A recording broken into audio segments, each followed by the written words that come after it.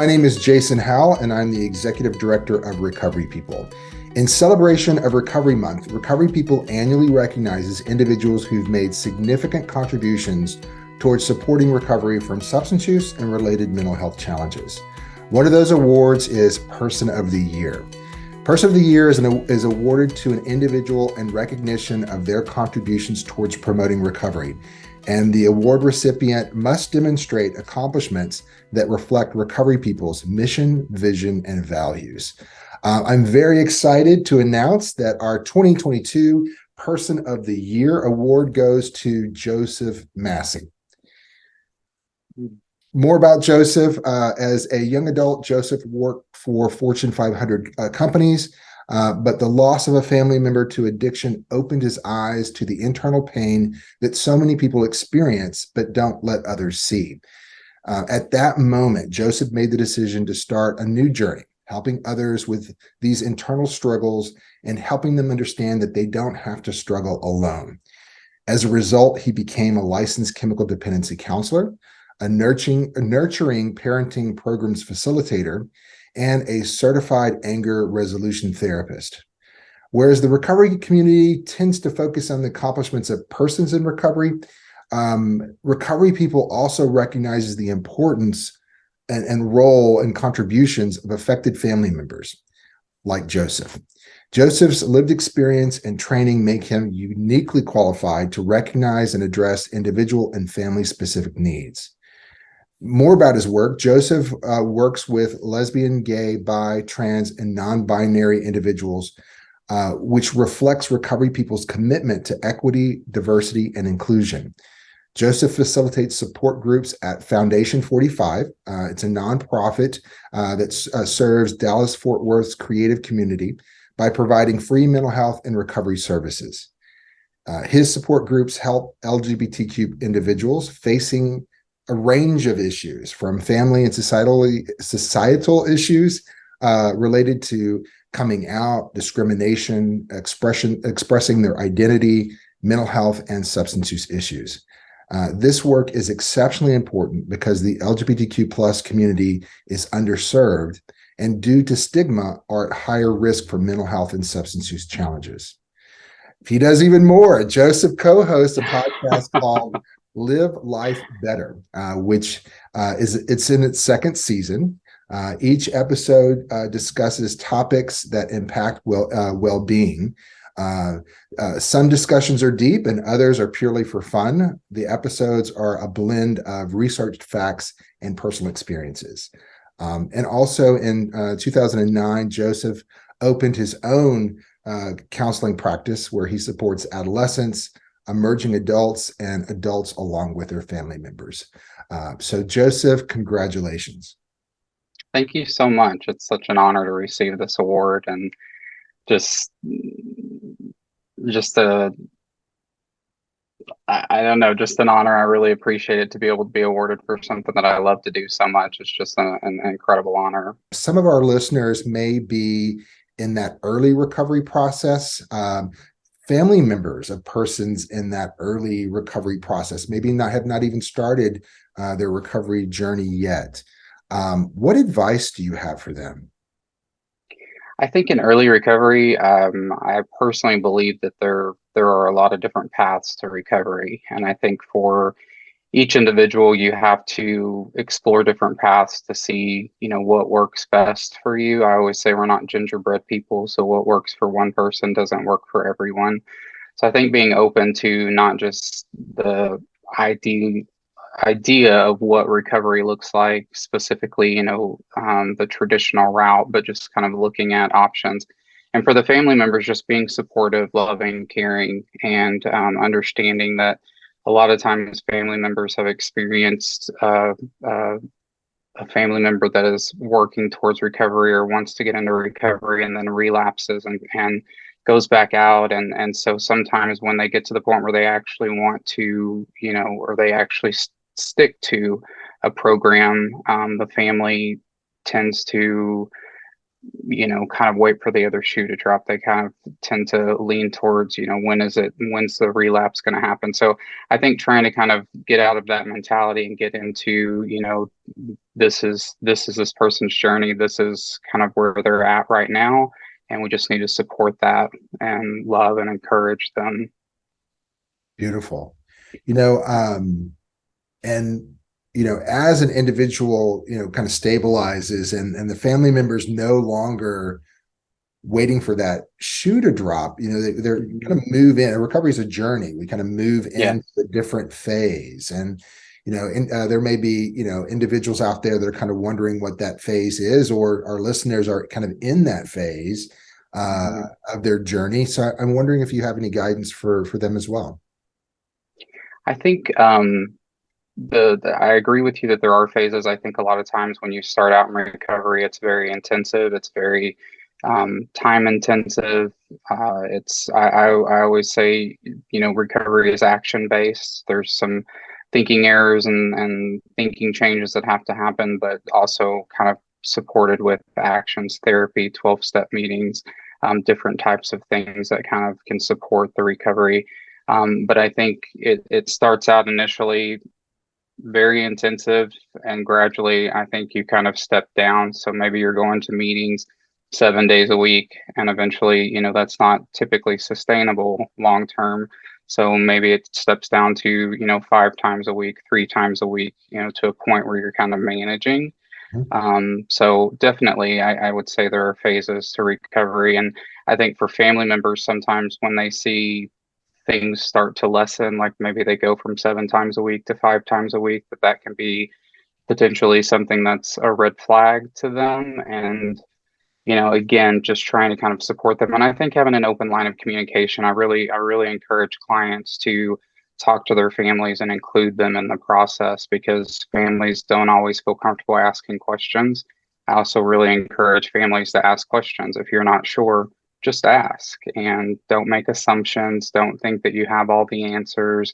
Be willing to compromise and kind of just be open to that person's, journey and kind of where they're at in the process.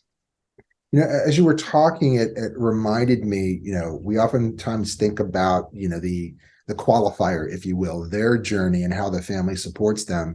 But you were pointing to some things, the family member goes along their own journey. Hmm. They may not realize that. Do you have any insight for those family members and having their own personal journey of recovery? Absolutely. I call it the ripple effect. So when you have a loved one that deals with addiction, it's going to ripple out and it's going to affect, the entire family unit. And so oftentimes there are struggles that each individual family member have with themselves individually, but also as a family unit. So I think it's great to explore family counseling. I strongly encourage family members to get involved in Al-Anon, just so that they have an immediate free resource they can utilize and get feedback from other, families that are going through similar situations. But I'm a big advocate of therapy. Obviously, being a therapist, I really think it's great for the family to be involved and understand that it's something that everyone needs to kind of work on, the way they see it, the way they think about it, the way it's impacted their family. And sometimes we fully don't even understand that until we get to a place of recovery and kind of educating ourselves and learning what our feelings are around it and learning how these things have impacted us long term. So it's a journey for everyone involved. Yeah, definitely. I definitely see that. Even looking at your story, there was a moment in time that really had you pivot and Hmm. want to do more. I mean, we see that a lot with individuals and family members who start having this experience and then want to get involved in recovery in the helping field. Do you have any advice for them? How to maybe process of like, is this what I want to do? And if so, what can that look like, and what steps should I take? Absolutely. I think volunteering is a great way to kind of get involved. most treatment centers will, welcome individuals that are interested in volunteering their time to help out. There are organizations that you can get involved in that are around, like TAP and NADAC, different things that you can join. So there are a lot of different ways, but there are also, one of the things that I think is a great option is a lot of the colleges now offer addiction programs. And so even just taking a basic, addiction class to kind of get an idea of what it's all about. And also just talking to other, therapists and counselors, reaching out. I have people reach out to me by email every year from universities asking questions and wanting to do little interviews, and it's something I always welcome and encourage, because it's we need good therapists, we need people that are committed and that are passionate about this field. And so those are just a few ways that I can think of. Beautiful. Thank you for all those insights. And once again, congratulations on being our Thank you. 2022 Person of the Year. Thank you so much, and thank you for what you guys do. It's incredible. You're very welcome. So, one of the things we can do with the magic of editing is move some things around. Okay. One thing, as I was going through the questions, I realized I didn't really ask you about your work specifically around the LGBTQ plus community. And Okay. if you're open to that, I'd like to come up with a question and then give you an opportunity to talk about that work. Is that something that you, or really anything else? Sure. Is that, and if we do it, Yeah. and you're like, yeah, Jason, that didn't feel right, then we can cut it out. Absolutely. Okay, cool. So, Joseph, one of the things that we learn from your bio is your work with the LGBTQ plus community. I would love to hear more about that. Okay. So I have a private practice. I work with the community in my practice, but I started working with Foundation 45 last year, which is an incredible nonprofit that offers free counseling to anyone 18 and over that is in need of therapy. We do group counseling, and we also do breakout individual counseling for individuals, and it's geared towards the artist, music kind of community, but it's open to anyone. And we, this year in August, started a LGBTQ specific group that meets on Tuesday nights. And basically, it's a process style group. So we have individuals that come in that are just kind of talking about issues that they're facing on a day-to-day basis. So issues with identity. We have folks that are um, transgendered. We have non-binary, non-conforming. A lot of different individuals that are, like you said earlier, underserved, and there's not a lot of resources available. So we just try to support them as best we can and provide a good quality, care. We have a team of therapists that work with the foundation that kind of cycle through different groups and are there to kind of get different perspectives and different, types of clinical opinions, things like that. But really, the groups are just kind of meant to be encouraging and supportive and just be an outlet for individuals that may not have an outlet outside of that. Nice. And So so, I hope that answers the question. yeah, no, totally. And if we have listeners that maybe are questioning, or maybe they identify as gay, lesbian, bi, transgender, or non-binary, Mhm.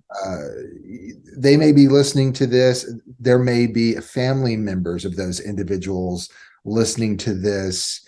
Any insider guidance for them? I mean, like we mentioned, they're an underserved population. There's oftentimes some misunderstanding or stigma. And so how does that tie into their mental health and substance use? And more importantly, how does that tie in with the type of supports that they can access or should seek? So probably the number one or one of the top five things that I see folks that are struggling typically is the family unit not being supportive, not being understanding. And so, because of that, individuals tend to be at a higher risk of developing substance abuse issues, tend to be at a higher risk of suicidal ideations and attempts. And so, for the families, I would say, do that work internally to kind of get to a place where you can at least be respectful of your loved one that's struggling, because these are, in my opinion, not choices that people make. I think it's something that you discover during your life, either early on or later in life, and it's something that you need support around and you need encouragement around, and not everyone's able to provide that. And that's one of the things that we provide through the foundation and through just when I work with people individually, is support and encouragement, also resources, helping them find resources that they need, living situations. Maybe their parents, a lot of times, they'll get kicked out of their homes, they don't have anywhere to live, they're living on couches, and so just helping them with resources in that aspect, and always trying again to encourage the family to get involved and to participate and do some family therapy. I myself, growing up as a homosexual male, my parents did not accept me initially. We were Pentecostal, and so the church played a big role in their belief, and so it took a lot of work and a lot of therapy for us to get to a place. Now we're in a fantastic place, and I love them. They love me. They're very supportive, but it was a journey to get there. And so that's one of the reasons that I got into the field as well, is because I spent a lot of time in therapy working on those issues and just kind of understanding my own identity, figuring out what that looked like. And so I strongly encourage everyone to get some professional support if they are struggling with that acceptance and understanding, or just have questions. Excellent. Well, thank you so much for sharing part of your journey and how that is really touching the lives of so many other people, which is the very reason why you deserve our Person of the Year award. Thank you so much. I really, again, appreciate it. And it's an honor. I appreciate your time and the opportunity to speak about what we do.